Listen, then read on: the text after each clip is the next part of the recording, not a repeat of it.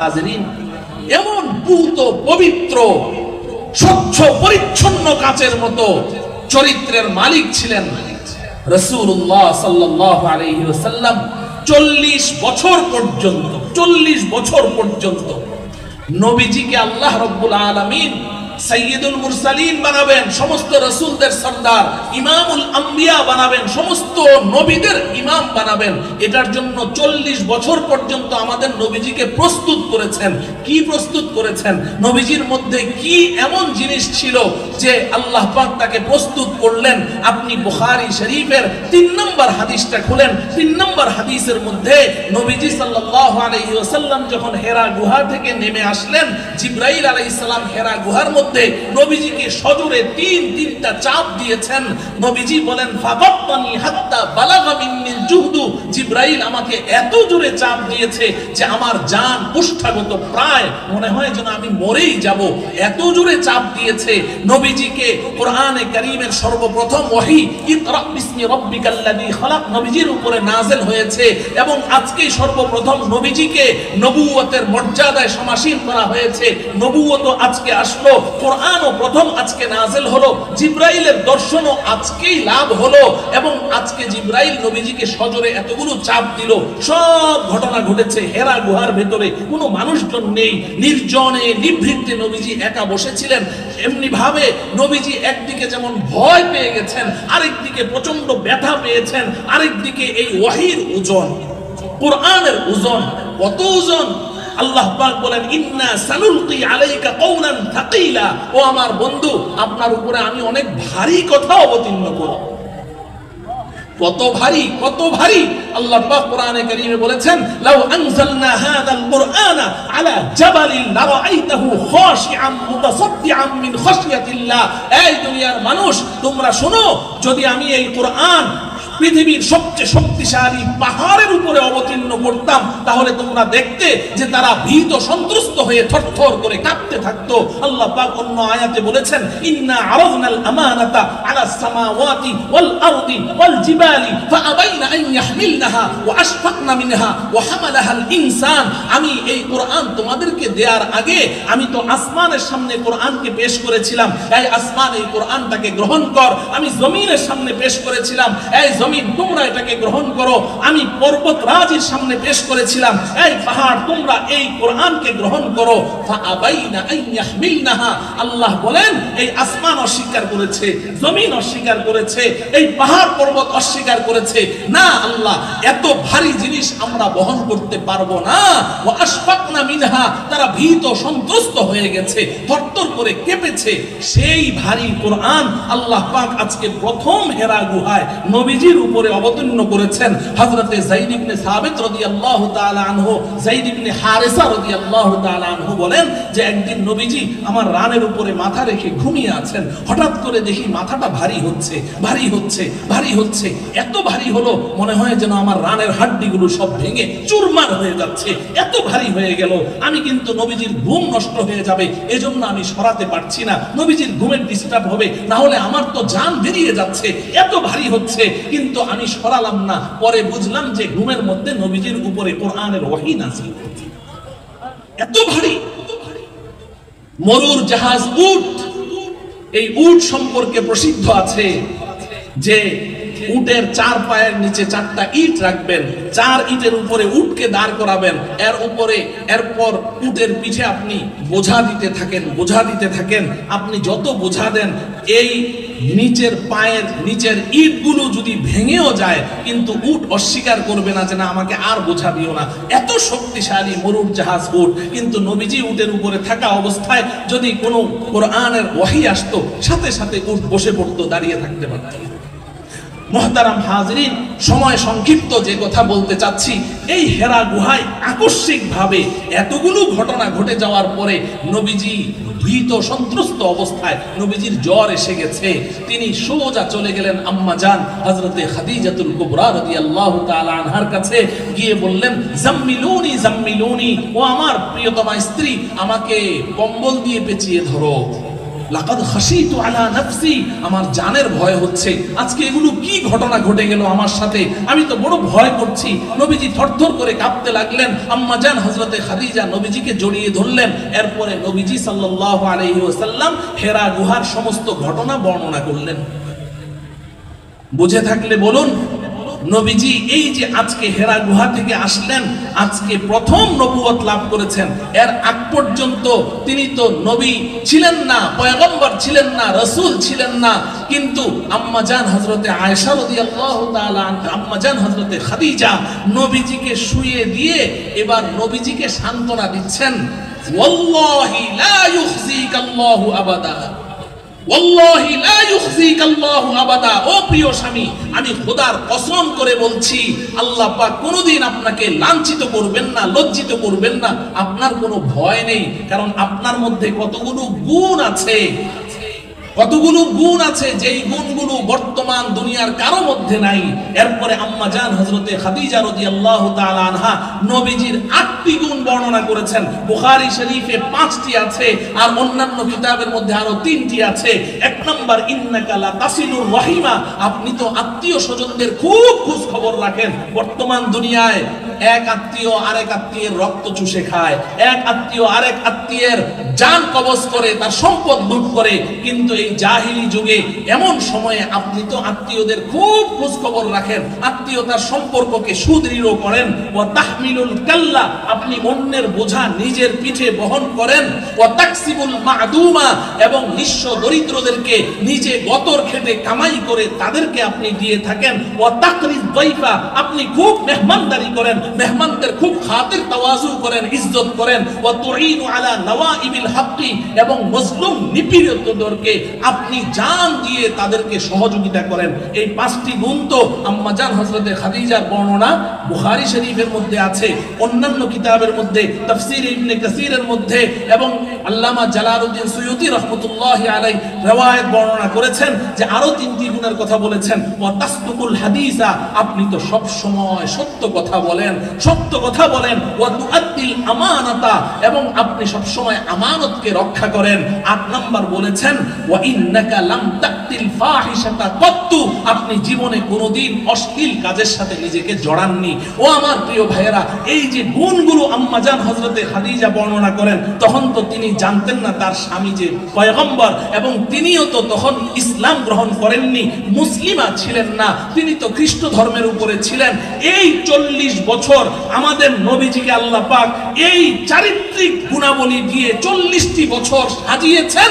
40টি বছর সাজানোর পরে আল্লাহ পাক আমাদের নবীজিকে নবুয়ত দান করেছেন। এজন্য দেখবেন বিভিন্ন নবী রাসূলগণ তাদের কওমের লোকেরা নবীর কাছে এসে বলেছে যে তুমি যে নবী, প্রমাণ দেখাও। মুসা আলাইহিস সালামের কাছে প্রমাণ চেয়েছে, তো আল্লাহ পাক নির্দেশ দিয়েছেন, মুসা তোমার হাতের লাঠি ছেড়ে দাও। হাতের লাঠি বিশাল অজগর সাপ হয়ে জাদুকরদের সব সাপকে গ্রাস করে ফেলেছে। কিংবা মুসা আলাইহিস সালাম লাঠি দিয়ে পাথরে আঘাত করেছেন, 12টি ঝর্ণা ধারা প্রবাহিত হয়ে গেছে।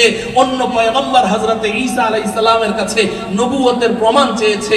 ঈসা আলাইহিস সালাম তিনি মৃত ব্যক্তির সামনে গিয়ে বলেছেন, কুম বিইজনিল্লাহ, আল্লাহর নির্দেশে উঠে যাও। মৃত ব্যক্তি জিন্দা হয়ে দাঁড়িয়ে গেছে। এক এক পয়গম্বরের কাছে এক একটা মুজিজা ছিল। আমাদের নবীজির কাছে যখন কাফেররা জিজ্ঞাসা করলো, তুমি যে পয়গম্বর, প্রমাণ দেখাও, আমাদের নবীজি কোনো লাঠিও বের করে দেখাননি, কিংবা কোনো মুজিজা দেখাননি। আমাদের নবীজি পরিষ্কার বলে দিয়েছেন যে আমি কি 40টি বছর তোমাদের মাঝে বসবাস করিনি? এই 40টি বছর তোমরা আমাকে দেখেছো। এই 40 বছরে জীবনে কোনোদিন একটা মিথ্যা কথা বলিনি, জীবনে কোনোদিন কারো গায়ে আঘাত করিনি, জীবনে কোনোদিন একটা অন্যায় কাজের সাথে আমি জড়াইনি, জীবনে সামান্য মাত্র কোনো একটা খেলাফে আওলা অনুত্তম কাজের সাথেও আমি জড়াইনি। আমার চরিত্রটা এত পবিত্র, পুত পবিত্র, স্বচ্ছ, পরিচ্ছন্ন। 40টা বছর আমার চরিত্র তোমরা দেখেছো। এটাই হচ্ছে আমার নবুয়তের মুজিজা, এটাই হচ্ছে আমার নবুয়তের মুজিজা। আমি এতদিন পর্যন্ত তোমাদের সামনে বসবাস করেছি, দেখোনি আমার চরিত্র। মুহতারাম হাজরিন, আল্লাহ পাকের বন্ধু, আল্লাহ পাকের হাবিব, হাবিবুল্লাহ, আমাদের পয়গম্বর মুহাম্মদ মুস্তাফা সাল্লাল্লাহু আলাইহি ওয়াসাল্লাম, এত সুন্দর চরিত্রের অধিকারী এই মানুষটি জাহিলি যুগে, বর্বর যুগে এই মুশরিক, কাফের, মুশরিক, বেঈমানরা, নবীজির জানের দুশমনেরা, তারা পর্যন্ত নবীজির চরিত্র নিয়ে কোনো কথা বলতে পারে নাই। কিন্তু বড় আফসোস যে আজকে 92% মুসলমানদের দেশে আমরা বসবাস করছি, যারা নিজেদেরকে মুসলিম পরিচয় দেয়, মুসলিম পরিবারে জন্মগ্রহণ করে, আজকে আমাদের দেশে কিছু কুলাঙ্গার, অর্বাচীন, তারা নবীজির চরিত্র নিয়ে কথা বলে, নবীজির চরিত্র নিয়ে তারা কথা বলে, নবীজির বিরুদ্ধাচরণ করে, আম্মাজানদের বিরুদ্ধাচরণ করে। আল্লাহ নবীজি সাল্লাল্লাহু আলাইহি ওয়াসাল্লাম পরিষ্কার বলে দিয়েছেন যে আমার পূর্বপুরুষ হযরতে আদম আলাইহিস সালাম থেকে নিয়ে আমি পর্যন্ত আমার পূর্বপুরুষদের মধ্যে কেউ কোনোদিন ব্যভিচারে লিপ্ত হয়নি। প্রত্যেকের চরিত্র স্বচ্ছ পরিচ্ছন্ন। নবীর বিবিগণকে আল্লাহ পাক নির্বাচন করেছেন। ইয়া নিসা আন-নবী লাস্তুন্না কা আহাদিম মিনান নিসা। আল্লাহ পাক বলেন, এই নবীর স্ত্রীগণ, তোমরা কিন্তু অন্যান্য নারীদের মতো নও। নবীগণকে যেমন আল্লাহ পাক নির্বাচন করেছেন, আল্লাহু ইয়াসতাফি মিনাল মালাইকাতি রুসুলান ওয়া মিনান নাস ওয়া ইন্নাহুম ইনদানা লামিনাল মুস্তাফাইনাল আখিয়ার। আমার সমস্ত নবী আমি আল্লাহর নির্বাচিত, বাছাইকৃত, পছন্দকৃত নবীদেরকে যেমন আল্লাহ নির্বাচন করেছেন, নবী পত্নীগণকেও নবীজির সাহচর্যে ধন্য হওয়ার জন্য আল্লাহ নির্বাচন করেছেন, বাছাই করেছেন। ও আমার প্রিয় মুসলিম ভাইয়েরা, যদি নবীর চরিত্র নিয়ে কেউ কথা বলেছে, যদি নবী পত্নীগণের চরিত্র নিয়ে কেউ কথা বলেছে, তো নির্বাচন করেছেন তো আল্লাহ। তো তুমি নবীর চরিত্র নিয়ে কথা বলছো, নবীর বিবির চরিত্র নিয়ে কথা বলছো, তো তুমি তো প্রশ্ন তাদের উপরেই শুধু সীমাবদ্ধ রাখনি, তুমি তো প্রশ্ন করছো যে আল্লাহর নির্বাচনই ঠিক হয় নাই। যদি তাদের চরিত্রে কোনো সমস্যা থাকতো, তো আল্লাহ তাদেরকে কেন নির্বাচন করেছেন? আল্লাহর নির্বাচনই তো ঠিক হয় নাই। আমরা মানুষ, আমাদের নির্বাচন ভুল হয়, আল্লাহর নির্বাচন কি ভুল হয়? আমাদের নির্বাচন ভুল হয়। অমুক ভাইয়ের চরিত্র ফুলের মতো পবিত্র, খুব স্লোগান দেই, এক কাপ চা, একটা টোস্ট খেয়ে, এরপরে নির্বাচনের পরে দেখি গুয়ের চেয়েও আরো অপবিত্র। ঠিক কিনা? আমরা যেহেতু মুস্তাকবিল জানি না, ভবিষ্যৎ জানি না, ফিউচার জানি না, এজন্য আমাদের নির্বাচনে ভুল হয়। কিন্তু আল্লাহর নির্বাচনে কি ভুল হওয়ার কোনো সম্ভাবনা আছে? অতএব আজকে আমাকে এখানে বিষয় দেয়া হয়েছে যে রাসূলুল্লাহ সাল্লাল্লাহু আলাইহি সাল্লামের অবমাননা করার শাস্তি ও উম্মার করণীয়। নবীজিকে যারা অবমাননা করেছে তাদের শাস্তি, এটা আমাদের নির্ধারণ করতে হবে না, নবীজি নির্ধারণ করে দিয়ে গেছে, নবীজি নির্ধারণ করে দিয়ে গেছে। ও আমার প্রিয় ভাইয়েরা, আমাদের রাসূল ছিলেন রাহমাতের রাসূল, রাহমাতের রাসূল, রাহমাতুল লিল আলামিন। ওয়া মা আরসালনাকা ইল্লা রাহমাতাল লিল আলামিন। এত দয়া, এত মায়া। হযরতে আনাস ইবনে মালিক রাদিয়াল্লাহু তাআলা আনহু, নবীজির 10 বছরের খাদেম, তিনি বলেন, খাদামতু রাসূলুল্লাহি সাল্লাল্লাহু আলাইহি ওয়াসাল্লাম 10 সিনিনা মা ক্বালা লি ক্বাত্তু লিমা ফাআলতা হাযা ওয়া মা ক্বালা লি লিমা মা ফাআলতা হাযা। আমি একাধারে 10 বছর নবীজির খাদেম ছিলাম, নবীজির সেবক ছিলাম। এই 10 বছরে কোনো দিন নবীজি একবারের জন্যও আমাকে বলেননি, আনাস এই কাজটি কেন করনি, কিংবা বলেননি, আনাস এই কাজটি কেন করেছো। এমন রাসূল, এমন রাসূল, রহমতের রাসূল। শুধু মানুষের জন্য রহমত নয়, শুধু এই দুনিয়ার জগতের মাখলুকের জন্য রহমত নয়, রাহমাতুল লিল আলামিন। আমাদের রব হচ্ছেন রব্বুল আলামিন। আলহামদুলিল্লাহি রব্বিল আলামিন। সমস্ত জগৎ, যত জগৎ আছে, আমরা তো শুধু দুনিয়ার জগৎ দেখি, জগৎ কি শুধু একটি না আরো আছে? কথা বলেন, আরো আছে। সমস্ত জগতের রব আল্লাহ রব্বুল আলামিন। ঠিক আমাদের নবীজিকে বলেছেন রাহমাতুল লিল আলামিন। আলম বলেননি যে দুনিয়ার শুধু রহমত, দুনিয়াবাসীদের জন্য রহমত না, আল্লাহ রব্বুল আলামিন আমাদের রাসূল রাহমাতুল লিল আলামিন, সমস্ত জগতের জন্য রহমত। সেই রহমতের রাসূল মক্কা বিজয় হয়ে গেল। ফাতহে মক্কার পরে নবীজি সাল্লাল্লাহু আলাইহি ওয়াসাল্লাম সমস্ত কুফফারে আরব, মুশরিকিনে আরব সামনে দাঁড়িয়ে আছে, মাথা অবনত করে থরথর করে কাঁপছে যে মুহাম্মাদের উপরে আমরা যেই অত্যাচার করেছি, যেই নির্যাতন করেছি, আজকে মুহাম্মদ বিজয়ীর বেশে আমাদের সামনে দাঁড়িয়ে আছে। সাহাবায়ে কেরামের প্রত্যেকের হাতে উন্মুক্ত তরবারি, শুধু নবীজি চোখের একটা ইশারা করলে নিমিষের মধ্যে সমস্ত কাফেরদের গর্দানগুলো তাদের শরীর থেকে, দেহ থেকে বিচ্ছিন্ন হয়ে যেতে পারে। এমন একটি মুহূর্তে নবীজি সাল্লাল্লাহু আলাইহি সাল্লাম বললেন, লা তাসরিবা আলাইকুমুল ইয়াউম ইযহাবু ফাআনতুমুত তুলাকা, তোমাদের বিরুদ্ধে আমার আজকে আর কোনো অভিযোগ নেই, যাও আমি সবাইকে সাধারণ ক্ষমা ঘোষণা করলাম। কিন্তু আমার প্রিয় ভাইয়েরা, 11 জনের নাম নবীজি ব্ল্যাক লিস্ট করলেন। 11 জনের নাম মনে রাখবেন, নারী পুরুষ মিলিয়ে মোট কয়জন?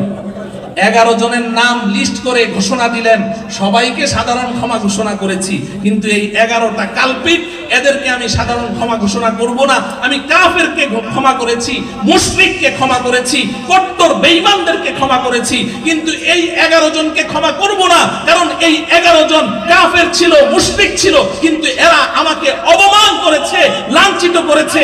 আমাকে যারা অপমান করে আমি তাদেরকে ক্ষমা করতে পারি না, এটা আমার আল্লাহর নির্দেশ। এই 11 জনকে নবীজি ক্ষমা করেননি, তাদেরকে যেখানে পাও শেষ করে দাও, কতল করে দাও।